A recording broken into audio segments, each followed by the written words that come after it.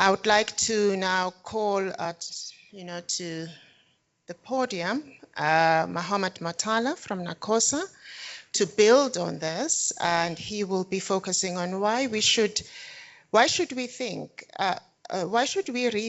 how we deliver TB and HIV services at a community level, and how could this change?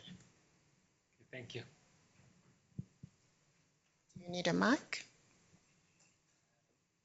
The online people need the mic more than me. Yeah. Thanks. Good morning, everybody. And thank you, Darshini, for that lovely presentation. I'm trying to see where you are here.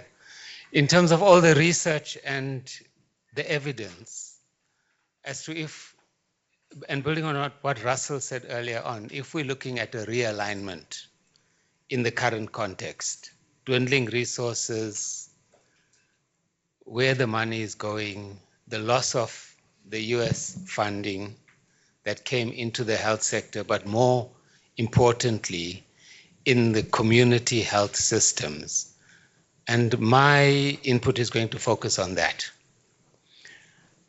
So, and it's framed around some work that we did. We went to 800 poorer households, the poorest in Cape Town. We defined that by looking at the disease burden and the data that comes at the facility levels to identify 8 areas where we think deprivation, health care, and the conditions under which households are living and what's resulting in their poor health.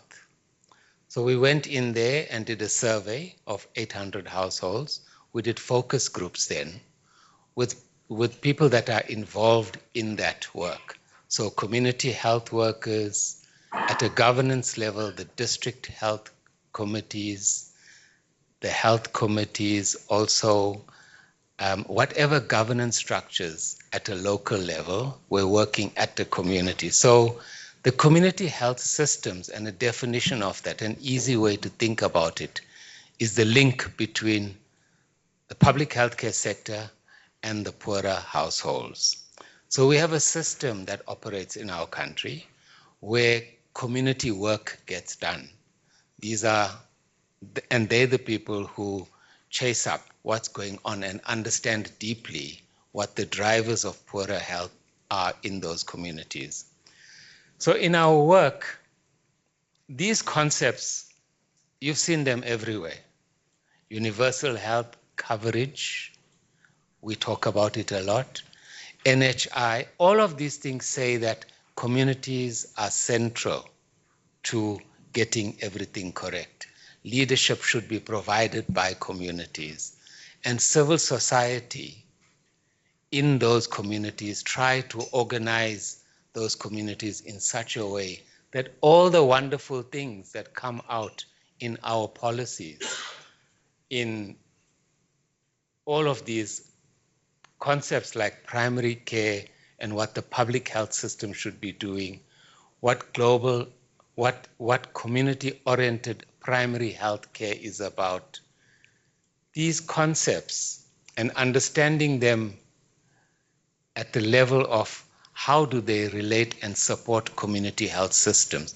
And I'll come to a definition of community health systems because I think for us at NACOSA, the drivers and our work is about strengthening civil society at that level in the community to work better with the public healthcare system, the private healthcare system, and all kinds of support to result in better health.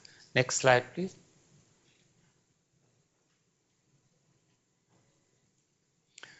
So to understand, we in this study that we did at NACOSA, and my co-collaborator here was also Dr. Magasela, who assisted with looking at the policy implications. Primary research.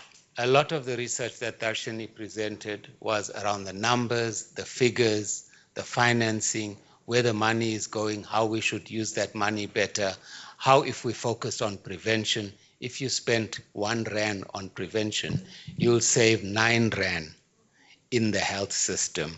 this is what UNAIDS kind of data looks at. Frontline AIDS comes out with data like that, saying for financing and prevention, if you spend 1 rand, you will save 9 rand. Because when people get sick, you have to look after them in the hospitals, you have to look at palliative care, you have to work on disease and all of that. So spend the money up front, prevent.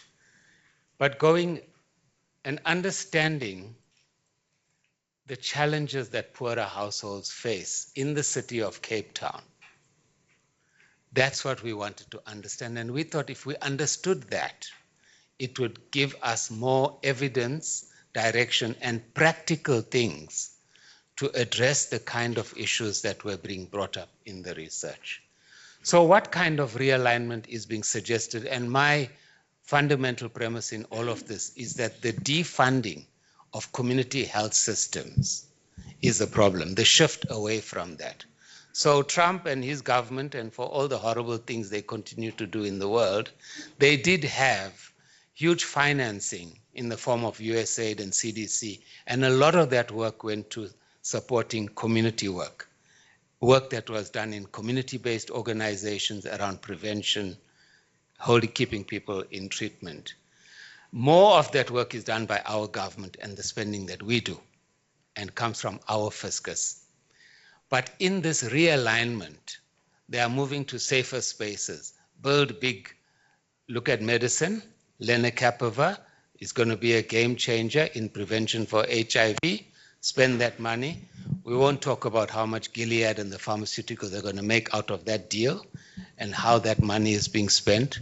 But the defunding and the underfunding of community work, practically it came about in places like at NACOSA, where, for example, if I costed what it would cost to keep a child safe, because we had programs supporting vulnerable children. There were 18,000 children in the city of Cape Town. 5,000 of those were HIV positive. Our field workers would go to the hospital, check the records. Did this child come? Did the parent come for the HIV medicine? Did they collect the medicine? What's the viral load? And if there's a mismatch, if they collected their medicine but the viral load is going, they would go into the household and understand, hey, what's happening? Why is the viral load of the mother increasing? Why is the child not taking their medicine? In that follow-up and in that prevention work, it would cost NACOSA 1,500 rands per child to prevent that child from contracting HIV or that situation getting worse. The cost of lenacapavir as an injectable on the US pharmaceuticals is something ridiculous like $48,000 to keep a person free of HIV for the whole year. We're getting it at a cheaper price. There's a whole deal between this guy, Gates, and his friends, Epstein, and we know what that whole story is about. Anyway, he came with the deal, brought some money into it. We don't know, Gilead's charging people $48,000 for treatment in the private hospital, private healthcare system in America if you went to a pharmacy. Rich white people in those countries can afford those things. Gilead needs to get lenacapavir over the line in the community setting. So deals get struck, we get the opportunity to have these doses. And so there's a huge lenacapavir program because the field testing, the community work, that part of the work, that's where they are. And then once all the pharmacies of the public healthcare systems of the big populations of the world buy their medicine, that's where they play the long game in all of that. But community health systems get defunded in this process, in the realignment. So my beef is around saying that realignment is, can we look at what community health systems are and how can we strengthen them? And are there opportunities to realign service delivery in that scenario? And what opportunities are created by prioritizing, strengthening community health systems? Next slide, please. So going back to, I said we did a study and there were some findings and we tried to do some analysis of that. And in those, we found that the need is high for healthcare services, for the drivers of better health, and there were 8 support types. 55%, half the households, have a very high need for a kind of needs to get their health better, to have better food, to have better access to medicine, to have better governance, to have better follow-ups, that they don't miss their appointments, that kind of support. For more than half the households, that need was very high. And very, very high when 8 of them, when we asked them, what kind of support would make your life easier to be healthy? There were 8 areas. So previously, there was a nationwide campaign. So if there were 8 areas in the household where we consider that house to be highly deprived, if there were, so we 8 plus support, sorry, higher. So the next thing, our finding is that food insecurity is widespread. We know the general statistics in our country. 50% of the population is living in poverty, less than $2 a day. 25% of the population is living in extreme poverty. What is extreme poverty? When we do household work and we go community work, we go into the house and we ask, so can you show us the food in the house? And they show us the cupboard, and the cupboard is empty.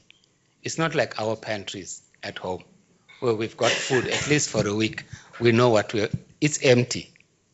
When we look at and ask questions around, did the children in the family skip a meal in the last 7 days? They say yes. Did you have to share meals? Do you have meat in your diet at least once a week? Deep, extreme poverty. Children are poorly dressed. There's no food in the house. Conditions of overcrowding. Go to any of our informal settlements.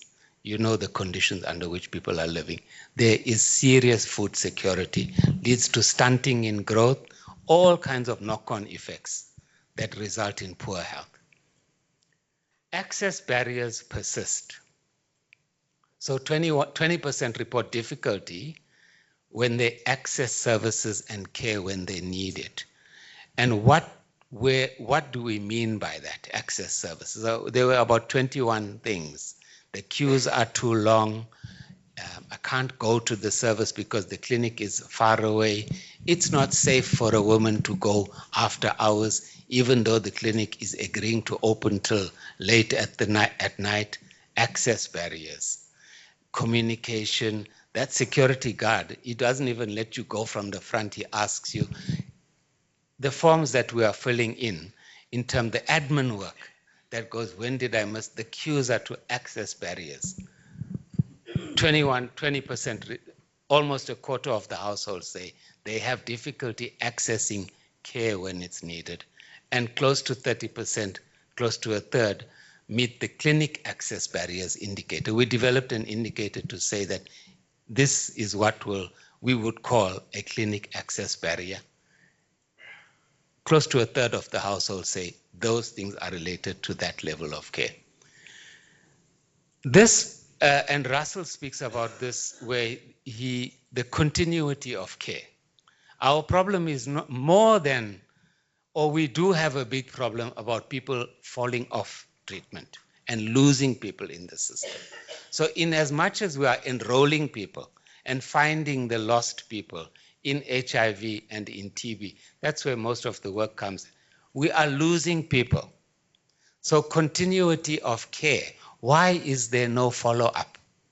Why is this person who we are saying, here's free medicine, here's the clinic, but we are finding that there's the problem with continuity. So what's happening with the follow-up and what's the barrier to the follow-up? How do we follow up? Cell phone, phone the person, that the phone is not there, give you an appointment date, you come for it. After 3 times, you miss your appointment, you go off the list, you go back at the back of the queue. People get tired of that. In our economy, people are having informal jobs, so they send uncle or aunt to go collect my medicine for me on that day. There are system problems there, and these are the things that when in his input he was saying, so what can we tweak? How can we go back home and fix some of the practical things around continuity of care, community work, community health care system. Who is doing that follow-up and helping that person? It's a community health worker. It is a family person. It is a relative. Those systems of care that are operating, how can we strengthen that? Follow-up through gaps are concentrated. 15% meet the follow-through and feedback gaps indicator, peaking in Mitchell's Plain and Kailicha. Interesting thing, starting to pick up on the differences in areas now. And this is why a local approach and community health systems that are working at a local level understand what are the issues in that local. It may be, it's like in education. Sometimes you have a marvelous principal, a good teacher, and that school flourishes. And next door you have a school with the best facilities, the best technology. It's got a science lab and all of that. But the matric pass rate is sometimes better in this school where the relationships between the principal, the parents, the teachers, the students, governance is much better. We learned this lesson, for example, in COVID.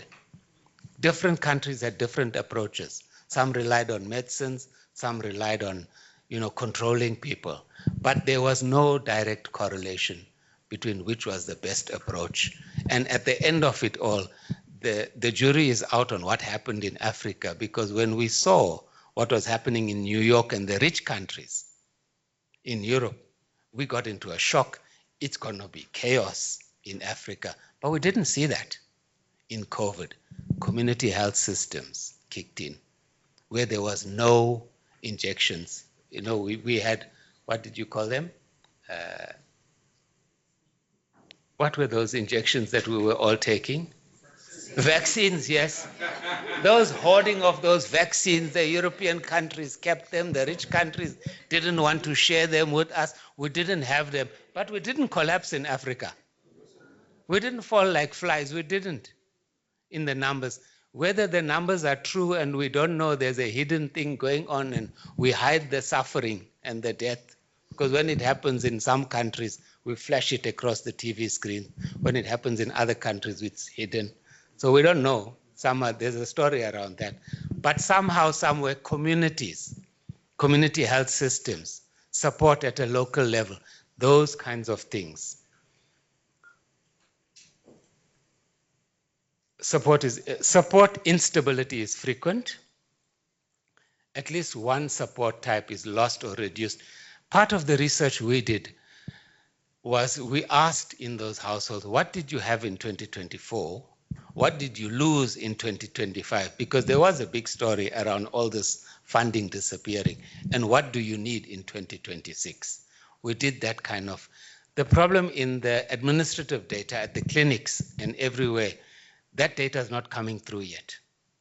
The impact of the loss of this funding and what's been the direct numbers, whether politicians are also not being very open about the impact of the loss, because the position is that, no, we pick that up. We don't need, they're playing their own politics, geopolitics. We don't have to be so reliant. We pick that up. Our healthcare system, our clinics have picked up that. Those 18,000 children that you were looking after as NACOSA and the 5,500 children that were HIV positive, we reintroduced them into the public sector and it's all fine. But if we ask for the data, there's a lag in that data at the moment. I've spoken about food, big thing. You can't take medicine if you don't have food. People in HIV, TB will know that. You can't. And so if you have food insecurity to the depths that we have in our household, forget about lenacapavir medicines, all the line the people up, give them injections and they'll be safe. If they don't have food, if they don't have the determinants of health, the drivers, income, unemployment, people have to buy food. They need money. So if you have the unemployment rates we have, so these things come together and understanding what is coming together. In some areas, it's safety and security. Cape Town, gang violence, can't walk around. Once it gets dark and the days are short in winter, you only have light from about 7:30 in the morning till about maybe 5 o'clock. Daylight hours are limited. Women, other people generally can't walk around safely. So safety and accessing services, safety and getting income, those kinds of things. The top priorities for 2026 cluster around health access and continuity, the big finding for us. Improve the access and start to pay attention around continuity. Clinic health care when needed, 83% said that. Regular medication supply, what is regular? It must be local, it must be easily accessible, we must get it when we need it. And it mustn't, there are these things of stigma. I don't want to tell my uncle's friend who's got a car is passing by the clinic to collect my medicine because I don't want everyone to know I'm HIV positive. We're still dealing with those kinds of issues in our society. So how do you make that accessibility? And when you say things are not accessible, understanding the complexity of it all. Safety, I've spoken about. Security mediation, example, neighborhood watch, CPF, violence de-escalation, those kinds of things high, 47%, almost half say safety is a problem. Clinic admin help, queue support. You know when you go now to the bank or when you're boarding an aeroplane, somebody comes in the queue, that queue is being managed. It's being sifted to say, oh, this problem we can solve in 5 minutes in that line. This problem is going to take 3 months, that queue. So even when you go for your IDs now, there's proper queue management, and getting simple things like that going in our local facilities will go a long way to shortening those queues. It's a simple management thing. It's a simple trust thing. It's a simple having good sort of management. Water sanitation, we know that story. Help from neighbors, informal networks, 35%. Now, who's looking after poor people and poorer households? Food, soup kitchens, church groups. Households are surviving on that kind of support to be able to get that. And what are those networks of support that in the, where is it? Help from neighbors and informal networks. 35% are relying on that because there isn't the system that's holding them. Across the 4 system functionality lenses, the areas most exposed on combined indicators, this was just getting deeper into what is the story in the city of Cape Town. Khayelitsha, Mitchells Plain, and Delft. Out of the 8 areas. We also had District 6, we had Dunoon, we also had Guguletu and that kind, those areas. You can skip this slide and go to the next one. So 2026, what are your top priorities and delivery? People said, clinic care when needed, 83%, focus on that. Regular medication supply, half of the households need that. Safety and security, 47%. Clinic admin, I've spoken to these issues, but this is the data which came out in our study. How priority support should work on the right-hand side. I have spoken to those issues, and we can go to the next slide, please. This is just a deep dive into one of the things where I spoke about the queues. It's a routine pickup, there's a missed date, you get a 5-day grace period. What happens in those 5 days?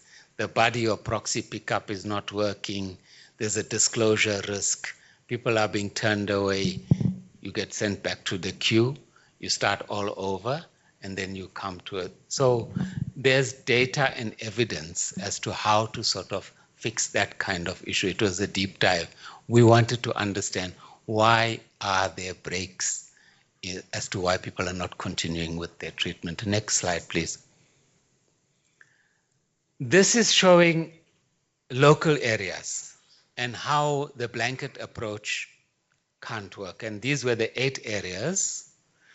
The 6 areas access, continuity, food, follow-through, and community health worker visits. So if you look at Delft, so in Cape Town you have Afrikaans-speaking poorer communities, and then you have Xhosa-speaking in poorer communities.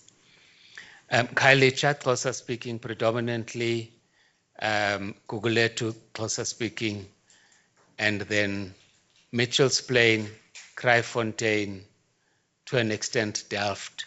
So you can see that between black and brown people, they do have common problems in Mitchell's Plain as well as in Delft or in Khayelitsha, food insecurity. So they may be different culturally, they may be speaking different languages, but their economic situation is similar and the need is similar. Other things like access to care, in Dunoon it's high, in other areas it's not so high, but a cautionary note on this in the way that we only went to 100 households, and in our sampling, some of it, there are even pockets in Khayelitsha, there are pockets in these areas, and we geo-mapped the household, so you'll be able to get the granular, and you'll see in some areas, it's like the community health workers are cycling around that area a lot, and so the care is better there. The other one has got a clinic and it's close. Some of the things where it is counterintuitive, you would think if you lived close to the clinic, your access would be great, but then there are other things. It's what's happening in that clinic. So understanding deeply at a local level how the community healthcare system is working is where we are pointing to. Next slide, please. So I use this word a lot, community health systems, and here I'm trying to give us an understanding of what are community health systems. And the timekeeper is reminding me my time is up, or do I have 2 minutes? 2 minutes. So this one is dense because it's saying people, organizations, relationships, and local mechanisms that help a community prevent illness, promote health, detect problems early, including pandemic preparedness, and connect people to care, especially outside hospitals and clinics. They are anchored by healthy community assets. A lot of suitcase words there, but practically what do they mean? Networks of peer supporters. We know about adherence clubs. We know about youth peer educators. We know about key population peer navigators. In sex workers and people who use drugs, key populations, you can't rely on it is peer work that survives and drives that kind. So investing in that, networks of peer supporters, community-based organizations, CBOs, they're delivering services. These healthcare workers are employed by CBOs. Psychosocial support, service delivery, advocacy. Local leadership and governance, ward committees, traditional leaders, community health clinics, clinic communities. So I'm saying that there are working definitions of community health systems. These are the components of community health systems. And so it is possible to focus on them, find the policy interventions, direct the budget into community health systems. I think I'll leave it there, colleagues. Thank you very much.